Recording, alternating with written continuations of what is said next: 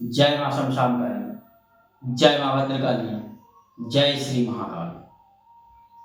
आशा विश्वास करते हैं हमारे जितने भी शिष्य होंगे सभी मां भगवती जगदम्बा की कृपा से अच्छे होंगे और सभी के ऊपर माता रानी की कृपा बनी रहे।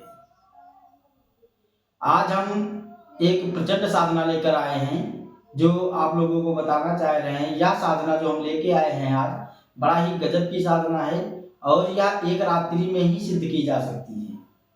एक रात्रि में ही सिद्ध की जा सकती है या फिर अधिक से अधिक समय जाता है तो 3 दिन जाता है, इससे अधिक समय नहीं जाता। यह प्रत्यक्षीकरण में साधना है और हम आज बात कर रहे हैं डाकिनी साधना की। माता छिन्न मस्तिका की जो डाकिनियां होती हैं उनको सिद्ध करने का विधान आज मैं बताने जा रहा हूँ। तो जो भी साधक करना चाहे, लेकिन आप लोग जरा याद रखना कि जो प्रत्यक्षीकरण में साधना होती है वह थोड़ा सा मजबूत दिल वाले जो हों, डरपोक किस्म के लोग ना हो, भय ना रहता हो, ऐसे लोग ही इस साधना को करें। और डाकिनी एक महाप्रचंड उग्र शक्ति है, ठीक है, एक संहारक शक्ति है डाकिनी और इतना उग्र कार्य करती है कि आप सोच नहीं सकते। इसके माध्यम से आप समस्त काम करने में सक्षम हो जाएंगे। आखिर डाकिनियां तामसिक होती हैं लेकिन सात्विक भोग भी कुछ चलते हैं। तामसिक भोग जो इसका होगा वह तामसिक में अगर सिद्ध करते हैं तो बहुत शीघ्र सिद्ध होती है। तो आज हम बात करने वाले हैं कि यह सिद्ध कब होती है। शनिवार, पूर्णिमा, अमावस्या, होली, दीपावली की रात्रि में यह साधना की जाती है। अगर अमावस्या की रात्रि में आप एक ही रात्रि में से सिद्ध करना चाहते हैं तो आपको किसी जंगल में या खंडर स्थान में या शमशान भूमि में यह साधना की जाएगी। आप लोगों को काला आसन लेना है और इसमें निर्वस्त्र होकर साधना की जाती है। और निर्वस्त्र होके या साधना जो करनी है रुद्राक्ष की माला से जाप करना है। और या जो साधना होगी खड़े होके जाप करना है।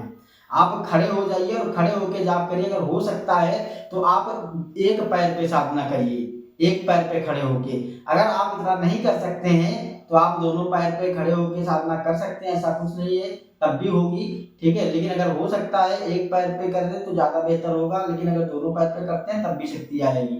अगर आप एक ही रात्रि में शक्ति को सिद्ध करना चाहते हैं तो आप लोगों को 11 माला जाप करना होगा। अगर आप इसे 3 दिन में करना चाहते हैं तो 5-5 माले का जाप करना होगा। आप लोगों को सबसे पहले क्या करना होगा, रुद्राक्ष की माला लेनी होगी। इसमें जो भोग लगता है तामसिक में से शराब और मांस का भोग लगता है और कुछ मिठाई भी रख सकते हैं, ठीक है। और जो इसकी दीक्षा होती है वह दक्षिण होती है। आप खंडर या एकांत स्थान पर कर सकते हैं और निर्वस्त्र होकर यह साधना होगी। यह साधना की जो समय है वह 12 बजे रात्रि के बाद होती है। 12 बजे रात्रि के बाद ही साधना को आरंभ किया जा सकता है। और आप लोगों को खास करके ध्यान रखना है, इस साधना को जो भी करेगा तो कवच जरूर लगाना है। और आपको शाम को ही घर में ही रह के अपने अपने इष्ट का, कुल देवी देवता का, माता छिन्न मस्तिका का, गणेश जी का और क्षेत्र के देवताओं का, अपने गुरु का, सभी का पंचोपचार पूजन कर लेना है। विधिवत सभी को मिठाई भोग में, सभी को जो घर में नॉर्मल पूजा होगा सभी को नॉर्मल मिठाई देना है भोग में, ठीक है। मिठाई आप दे सकते हैं, लौंग का जोड़ा दे सकते हैं और आपसे जो भी हो पाएगा आप अपने श्रद्धा अनुसार कर सकते हैं। घर की कुल देवी देवता इष्ट का पूजन करें, गुरु का पूजन करें, भगवती छिन्न मस्तिका का पूजन करें और माता छिन्न मस्तिका से विनती करें कि हम आपकी या डाकिनी सिद्ध करने जा रहे हैं और मुझे इसमें सफलता मिले। माँ भगवती छिन्न मस्तिका से आप लोगों को आज्ञा ले लेनी है।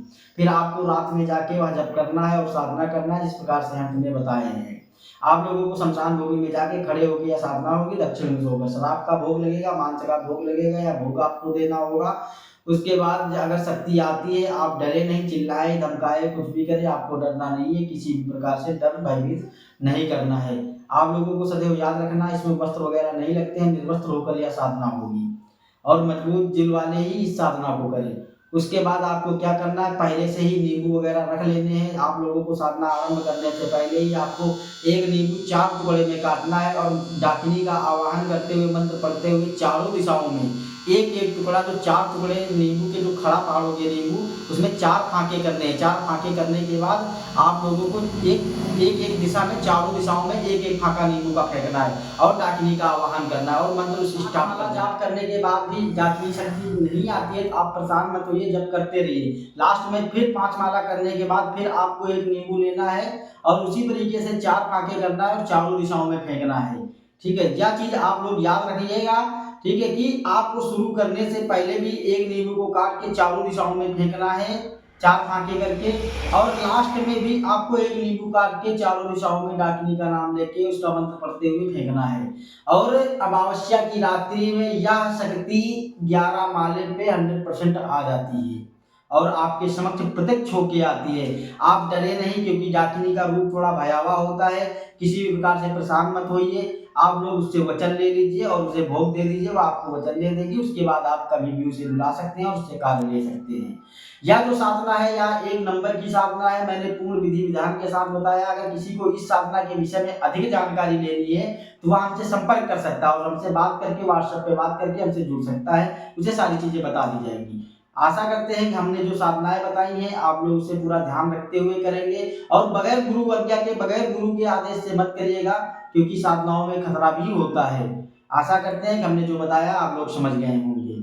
जय मां शमशान काली, जय मां भद्रकाली, जय श्री महाकाल।